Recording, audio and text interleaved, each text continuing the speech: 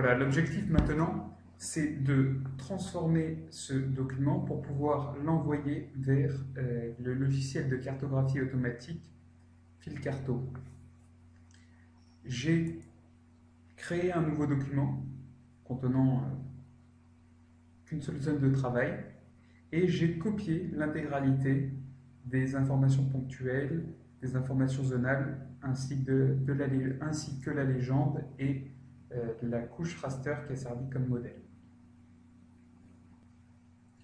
Oui, alors encore une chose, on peut aussi redéfinir la zone de travail. Comme on voit, celle-ci n'est pas adaptée à la figure, tout simplement en utilisant cet outil qui est plan de travail. Et là, il suffit d'adapter le plan de travail à l'image. Nous allons maintenant procéder aux éléments de transformation nécessaires à la création d'un document de type Adobe Illustrator vers le logiciel de cartographie Fil-Carto qui synthétise toutes ces règles. Donc tout d'abord, il faut que les différentes informations géographiques, ponctuelles, linéaires et surfaciques soient contenues dans un même calque et que ces calques aient un nom qui finissent par le suffixe .p, .l, .s inhérent à l'information. Les unités territoriales doivent être dessinées avec la plume et généralisées, d'accord.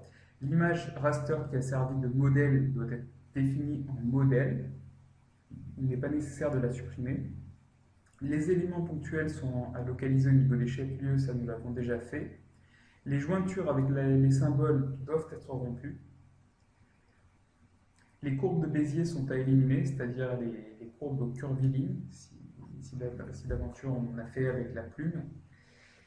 C'est très bien expliqué dans les documents Granit, hein, ça synthétise la fin du document Granit numéro 2.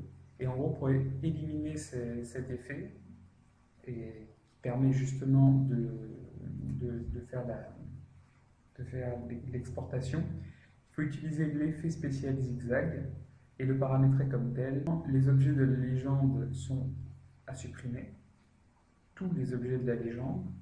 Et ensuite, les informations ponctuelles et zonales doivent être associées à un identifiant qui permettra de faire la jointure sous Fil-Carto avec la table. Et pour cela, il faut utiliser la palette Options d'objets. Les identifiants ne doivent pas contenir plus de 13 caractères, chiffres et lettres majuscules.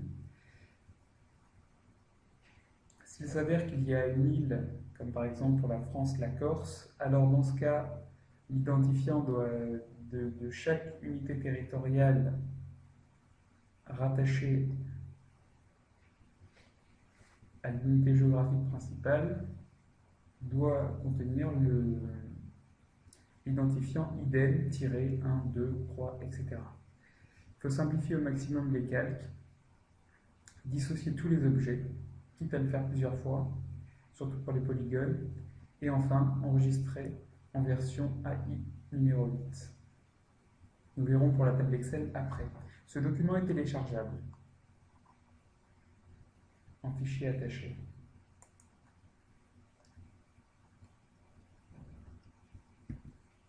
Alors premièrement, j'ai dit qu'il fallait définir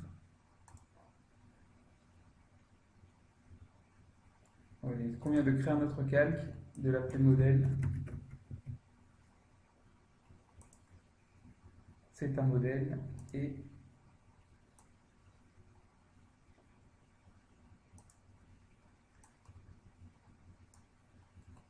je vais mettre en dessous des informations géographiques.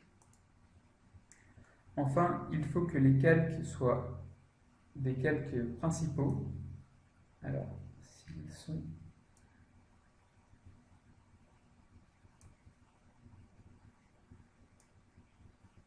dans une autre calque, il faut bien sûr les sortir et supprimer ce calque qui contient la légende et donc qui ne sert strictement à rien. Concernant les districts, on va faire les deux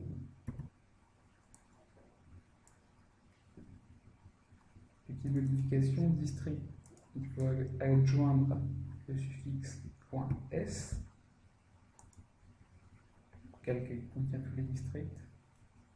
Ensuite,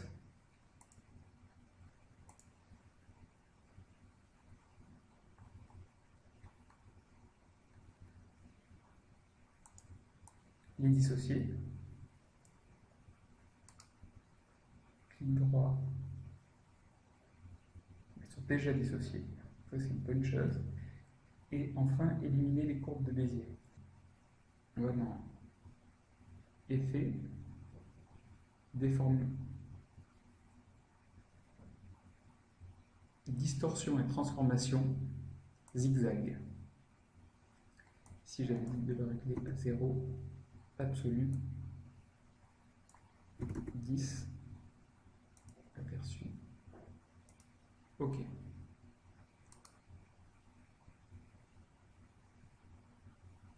Clic droit. Nos entités. Puis il ne reste plus qu'à leur attribuer un identifiant. Alors, pour ce faire, on va utiliser la table Excel. C'est le 14. Et ainsi de suite pour tous les éléments. Shuka, c'est le 2.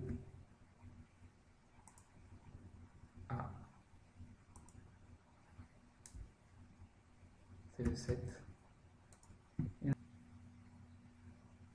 Maintenant, nous allons nous attacher aux informations ponctuelles, donc au chef-lieu.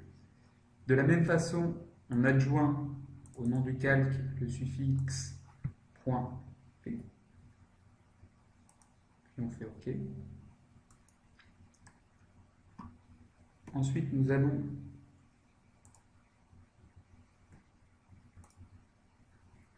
verrouiller les districts. Et même les enlever. Sélectionner l'intégralité des unités ponctuelles. Leur appliquer un style graphique type unité territoriale. Puis clic droit, rompre le lien avec symbole. L'idéal étant peut-être même de supprimer le fond et de diminuer aussi la taille du contour pour avoir quelque chose de plus lisible.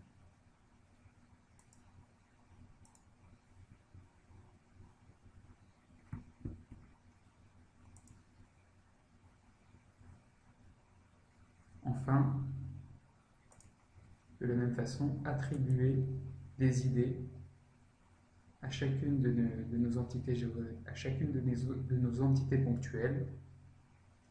Donc on a dit SMC 14, Shuka 2 et A 7.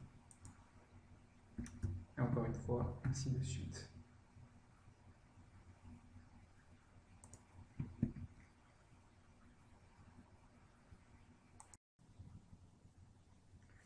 Enfin, il convient d'éviter tout chevauchement avec les lignes des entités surfaciques et d'attribuer une taille uniforme aux entités ponctuelles. Alors, pour cela, on les sélectionne et on leur attribue une taille de 5 en prenant soin de verrouiller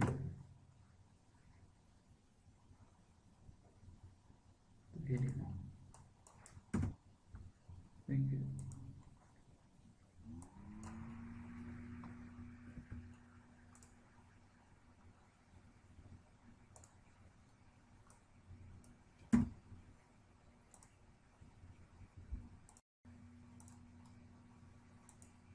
Voilà, alors j'ai fini d'attribuer des identifiants à chaque chef-lieu défini comme une entité ponctuelle et à chaque unité territoriale définie comme entité zonale.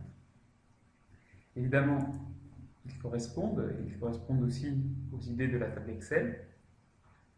Et ce que j'ai fait en plus, c'est que j'ai réduit, grâce à la palette transformation, la taille de chaque élément. J'ai attribué la même taille à chaque élément. Et à la base, c'était des symboles. Nous avons déjà rompu la jointure une première fois. Il faut la rompre une deuxième fois.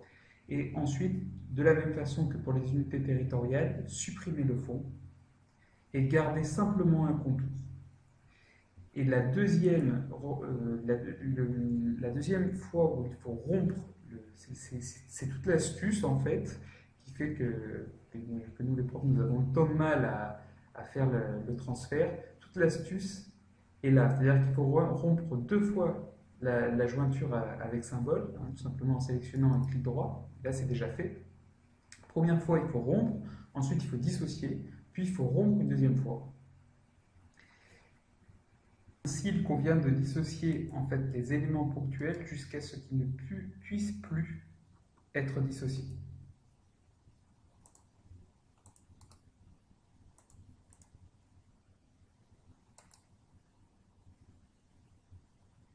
Une fois qu'ils ont été complètement dissociés, c'est à ce moment-là qu'il faut attribuer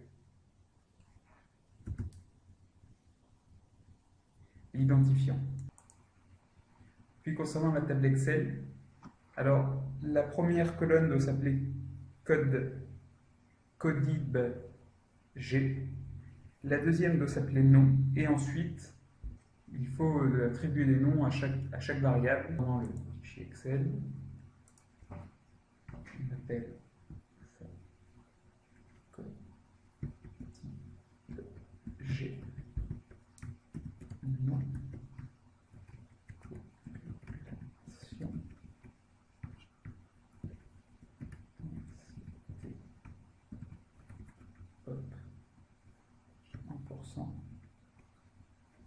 Et religieux. Puis fichier, enregistrer sous, format XLS.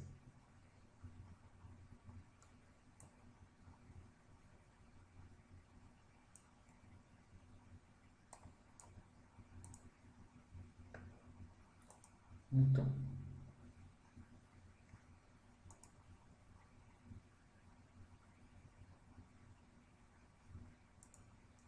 La feuille de traitement peut être supprimée.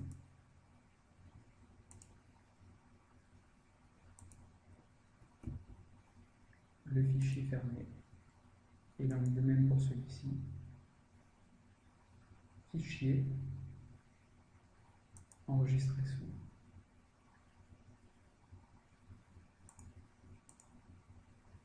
Document, on va l'appeler bouton.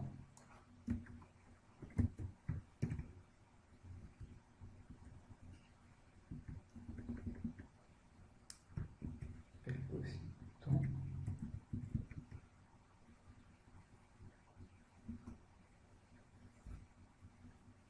Et on procède à une conversion en Illustrator CL Suite.